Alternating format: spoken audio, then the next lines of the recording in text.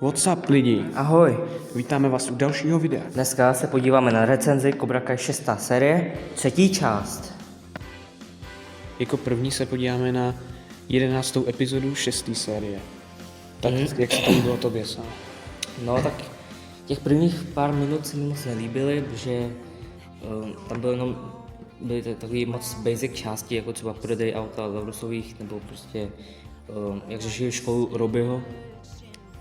No a tobě, jak se ti to líbilo? Jako taky takový slabší, ale dobrý bylo to pohřbení toho Kwona, jako smutný, ale Jo, aspoň on byl můj oblíbený, ale škoda, že umřel. A co si tam pak líbilo dál?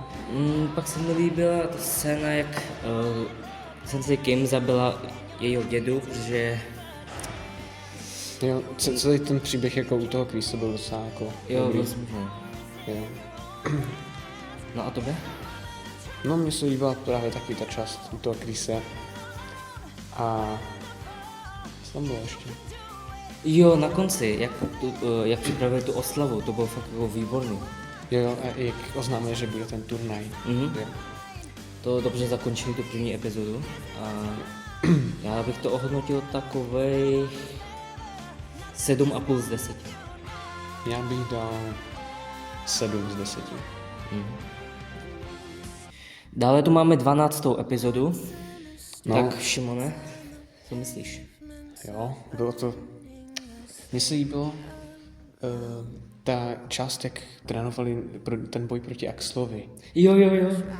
To s tím AI to bylo. Jo, binární bratři zase jsou zpět.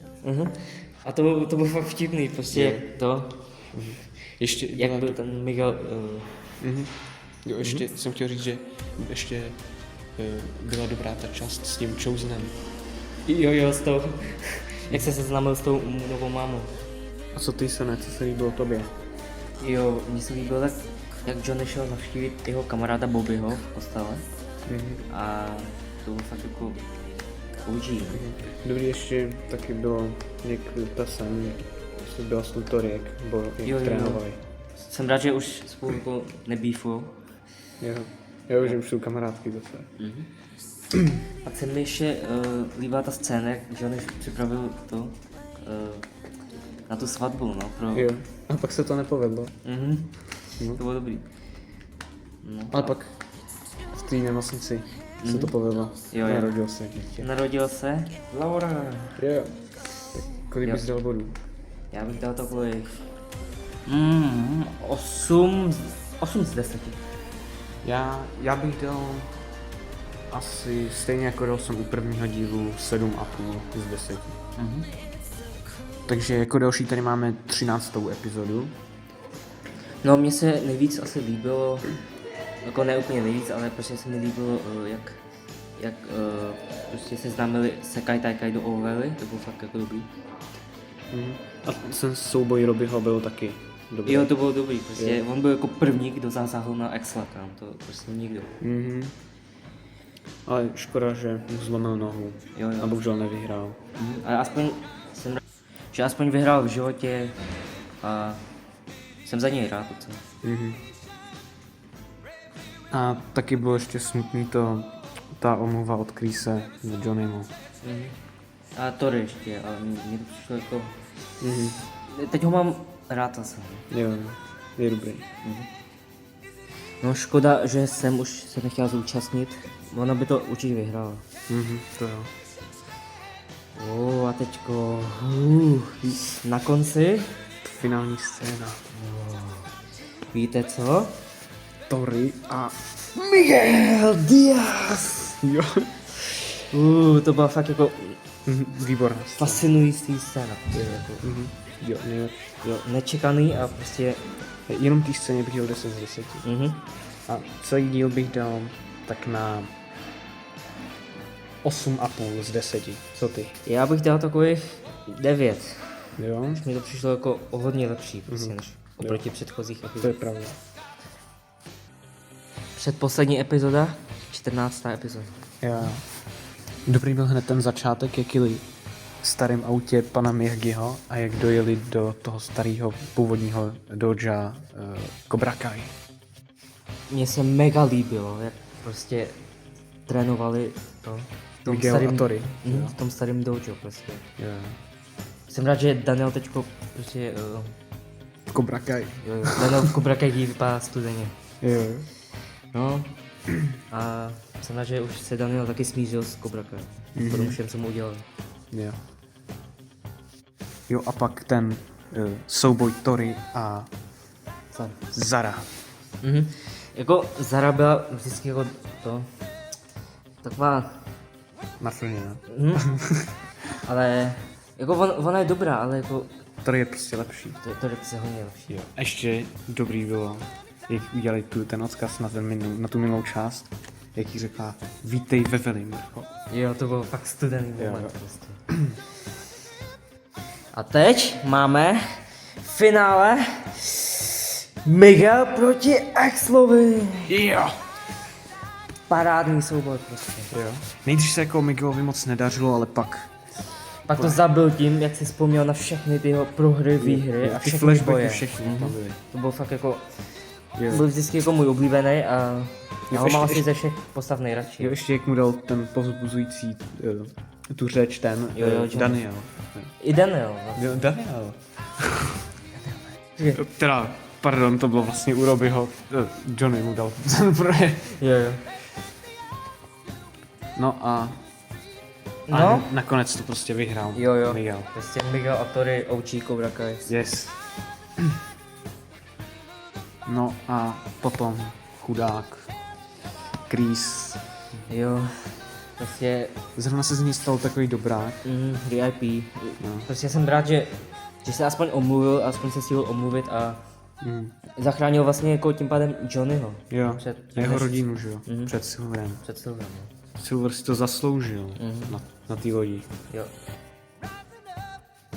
No a Šimon, kolik bys dal celkem jako bodu? No, mně se tenhle díl fakt jako hodně líbil, já bych asi dal 9,5 z 10. A ty? Já bych dal taky 9,5. Jo. Ty fighty prostě mega dobrý. To bylo fakt dobrý díl. Takže poslední díl, 15. epizoda. No, takže souboj Miguela, nebo vlastně ne jejich souboj, ale přímo bodování Cobra Kai a No a Iron Dragons. Jo. Tak skončilo remízou. Škoda. No. No, ale zase jsem rád, že bude další poslední boj. Jo. Johnny proti Sensei Wolfu. Jo. A ten výcvik, no, ten trénink, Jo. Johnnyho ten byl mega dobrý. Jako Jsem rád, že ho trénuje Daniel, Jo. a že jak udělali ten crane kick, to bylo fakt jako, fakt dobrý.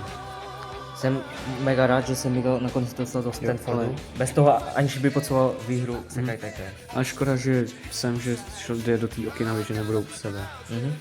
A taky jsem mega rád, že Tori s Robem tak mohli mít tu, Do té reklamy, že nemůžou do těch reklam a tak. Jo a konečně finálový souboj Johnny versus Sensei Wolf. Jo. A dobrý bylo, jak tam byli všichni ty studenti Miyagi-Do i Cobra Kai, prostě všichni fígy Cobra Kai. a Sensei Wolf prostě je mega dobrý. Prostě jako bojuje jako trošku jinak. To se mi líbí ten jeho styl, ale Jo. Johnny, no, klasický Johnny, vždycky. Ale nejdřív se mu nedařilo, pak ho musel povzbudit Daniel. A nakonec to Johnny vyhrál. A mně se na tom líbí, že ten seriál jako začal že, s Johnnym a že to s ním i skončilo.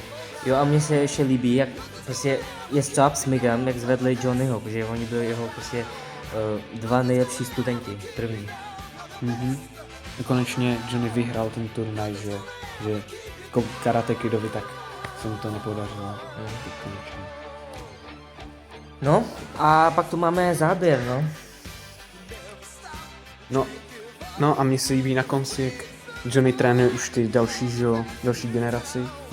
Kde je třeba Kenny, Devon a Anthony. A že společně i s s Danielem a že si střídají ty studenty a tak. Tak kolik bys toho hodnotil celkově? Tenhle díl ještě. Dal bych 9 z 10. Já bych dal 9,5. Možná bych ještě to trochu prodloužil, ten konec jako toho seriálu, ale, Třeba na 1 hodinu. Nebo tak. jo, ale bylo to dobrý. No a celkově prostě tahle část. Já bych jí dal tak 9,5 z 10. Nebo 9 spíš. Já bych dal asi taky 9 z 10 na celou část. Tak a jsme na konci videa. Doufáme, že se vám to líbilo. Dejte prosím like Odběr. a sdílejte. Děkujeme. Čus!